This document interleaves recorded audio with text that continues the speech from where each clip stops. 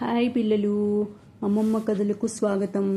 మనం ఈరోజు తిట్లు శాపనార్థాలు అనే ఒక చిన్న కథ చెప్పుకుందాం. ఇదేంటంటే, అనగనగా ఒక గ్రామంలో ఒక వడ్డీ వ్యాపారి ఉండేవాడు. వాడు పరమ పాపిష్టివాడు. అందుచేత వాడికి దేవతలు కనిపించకపోయినా పిశాచాలు మటుకు తప్పక కనిపిస్తూ ఉండేవిట. పిశాచాలను చూస్తే మంచివాళ్ళు దడుచుకుంటారు, కానీ వీడు పాపిష్టివాడు కదా, పాపిష్టి వాళ్ళకి పిశాచాల భయం ఉండదు. ఈ వడ్డీ వ్యాపారి ఆ గ్రామంలో ఉన్న వాళ్ళకి డబ్బులు వడ్డీకి అప్పు ఇస్తూ, ఆ అప్పు ఎలా తీసుకునేవాడు, వడ్డీ మీద వడ్డీ, చక్రవడ్డీ అంటూ ఇలాగా అసలు కంటే కూడా వడ్డీ ఎక్కువగా వసూలు చేస్తూ ఉండేవాడు. అలాగా ఆ గ్రామంలో ఉన్న వాళ్ళందరికీ ఆదుకుంటున్నానన్న పేరుతో వాళ్ళకి డబ్బులు అప్పిచ్చి వాళ్ళ ఆస్తులన్నీ కూడా కాజేసి వీడు చాలా ధనవంతుడు అయిపోయాడు. అందరికీ అందరినీ అలాగే డబ్బులు ఇస్తూ ఉండేవాడు, అలాగే డబ్బులు వసూలు చేసుకుంటూ ఉండేవాడు, అధిక వడ్డీలకి ఇస్తూ ఉండేవాడు. అయితేను ఈ వడ్డీ వ్యాపారి ఆ గ్రామంలో ఉన్న ఒక పేదరాలికి కూడా ఇలాగే అప్పిచ్చాడు. ఆ పేదరాలు 6 పిల్లల తల్లి. ఆవిడ భర్త సడన్గా చనిపోయేటప్పటికీ వాళ్ళకి పాపం ఒక్క పూటైనా కడుపు నిండా అన్నం పెడదామంటే ఆవిడ దగ్గర డబ్బులు లేవు. ఆవిడ ఏం చేస్తుంది, ఈ వడ్డీ వ్యాపారి దగ్గరికి వచ్చి తనకున్న ఇల్లుని ఆ వడ్డీ వ్యాపారికి తాకట్టు పెట్టి కొంత డబ్బు అప్పుగా అతని దగ్గర తీసుకుంటుంది. కానీ ఆవిడకి ఆ అప్పు మీద వడ్డీ కట్టడానికి ఆవిడ దగ్గర డబ్బులు లేవు. ఇంక వడ్డీ కట్టడానికి డబ్బు లేనప్పుడు ఇంకా అసలేం తీరుస్తుంది, అసలు కూడా తీర్చలేకపోతుంది. అలా 1 సంవత్సరం పాటు అయిపోయిన తర్వాత మళ్ళీ కొంత అప్పు తెచ్చుకుంటుంది ఆ వడ్డీ వ్యాపారి దగ్గరికి వెళ్ళి. ఆ వడ్డీ వ్యాపారి మళ్ళీ ఇస్తాడు. ఎందుకంటే ఆ వడ్డీ వ్యాపారికి ఆవిడ ఇంటి మీద కన్ను అనమాట. ఆ ఇంటిని ఎలాగైనా స్వాధీనం చేసుకోవాలని అతను అనుకుంటాడు. అందుకని మళ్ళీ కొంత డబ్బు అప్పిస్తాడు ఏం మాట్లాడకుండా. ఆవిడ 2 సంవత్సరాలు అయిపోతుంది, కానీ ఆ వడ్డీ మీద ఆ వడ్డీ కట్టలేదు, ఆ అసలు తీర్చలేదు. ఒకసారి ఈ వడ్డీ వ్యాపారస్తుడు ఏం చేస్తాడు, ఈవిడ ఎలాగో ఇంకా ఈ వడ్డీ కట్టట్లేదు, అసలు తీర్చలేదు, ఆ ఇల్లు ఏదో మనం స్వాధీనం చేసేసుకుందాము అని చెప్పి ఒకరోజు ఈ వడ్డీ వ్యాపారి ఆవిడ ఇంటికి బయలుదేరతాడు. సరిగ్గా ఈ వడ్డీ వ్యాపారి బయటకు వచ్చే టైంకి అతని ఇంటి ముందు నుంచి ఒక పిశాచం వెళ్తూ ఉంటుంది. ఈ పిశాచాలు ఇతనికి కనిపిస్తాయని చెప్పుకున్నాం కదా మనం. అలాగే ఈ పిశాచిను వీడు ఇలా మాట్లాడుకుంటూ వెళ్తూ ఉంటారు. ఈ పిశాచితో ఈ వడ్డీ వ్యాపారి అంటాడు, ఏమిటి గిరాకీ, ఇవాళ మా ఊర్లో కనిపించావు, ఎవరికి మూడింది ఏమిటి అంటాడు. అనేటప్పటికీ పిశాచి నవ్వి, మీ ఊరు వచ్చి చాలా కాలమైంది కదా, నేను ఏదైనా ఆహారం దొరుకుతుందేమో అని ఇలా వచ్చాను మీ ఊరు, నువ్వెంత దాకా వెళ్తున్నావు అని చెప్పి పిశాచం అడుగుతుంది ఈ వడ్డీ వ్యాపారిని. ఈ వడ్డీ వ్యాపారి ఏం చేస్తాడు, నేను ఇలాగా ఒక పేదరాలికి అప్పు ఇచ్చాను, అప్పు ఆవిడ కట్టలేకపోయింది, వడ్డీ కట్టట్లేదు, అసలు లేదు, వడ్డీ లేదు, ఏమీ లేదు, 2 సంవత్సరాలు అయిపోయింది, ఆవిడ ఇల్లు స్వాధీనం చేసుకుందామని నేను వెళ్తున్నాను అని చెప్పి ఈ వడ్డీ వ్యాపారి అంటాడు. అనేటప్పటికీ, అబ్బా 2 ఏళ్ళు తిరగకుండానే నీకు అసలు కన్నా వడ్డీ ఎక్కువైపోయిందే, మీ మనుషులు మమ్మల్ని మించిన మోసగాళ్ళు, మీరు మమ్మల్ని ఆడిపోసుకుంటారు, కానీ మీరే చాలా భయంకరమైన పిశాచాలు లాంటి వాళ్ళు, మీరు మనుషుల్ని పీక్కొని తింటారు వడ్డీలకి డబ్బులు ఇచ్చి అని చెప్పి పిశాచం అంటుంది. అనేటప్పటికీ వడ్డీ వ్యాపారి ఆ మాటలకి కోపం రాదు. అబ్బా, నన్ను ఎంతో మెచ్చుకుంటోంది ఇది, నేను ఎంత సమర్థుడిని డబ్బు సంపాదించడంలో అని చెప్పి వీడు గర్వపడతాడు. కానీ ఏమాత్రం పిశాచి మీద కోపం రాదు వీడికి.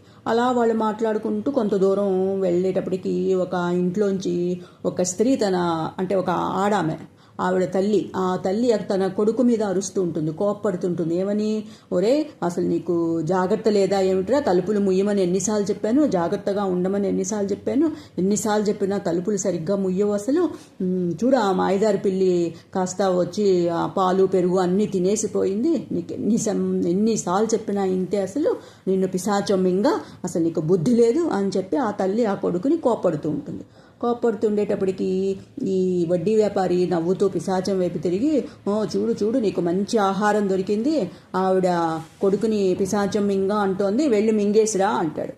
అనేటప్పటికీ పిశాచం నవ్వుతూ అంటుంది, అది ఊరికే మాట వరుసకు అన్నమాట, ఆవిడేమి మనస్ఫూర్తిగా తన కొడుకుని నాకు ఇస్తాను అనటం లేదు.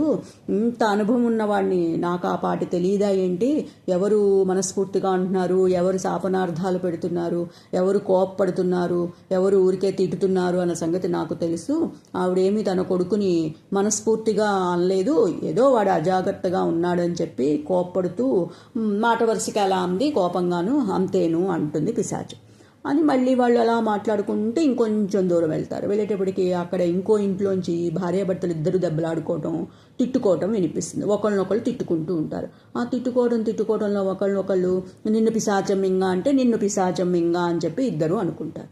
అనేటప్పటికి వడ్డీ వ్యాపారి మళ్ళీ పిశాచి కేసు తిరిగి, నువ్వు చూడు ఇంకా మంచి అవకాశం ఇది, ఒకేసారి ఇద్దరు ఒకే దెబ్బకి ఇద్దరు అన్నట్టు ఇద్దరిని నువ్వు మింగేయచ్చు ఒకేసారి అంటాడు నవ్వుతూ. అనేటప్పటికీ పిశాచము తల ఇలా అడ్డంగా తిప్పుతుంది. అడ్డంగా తిప్పి అవి తిట్లే కానీ నిజమైన శాపనార్థాలు ఏం కావు, పద మన దారిని మనం పోదాం ముందుకి అని మళ్ళీ పిశాచం ముందుకు నడుస్తూ ఉంటుంది.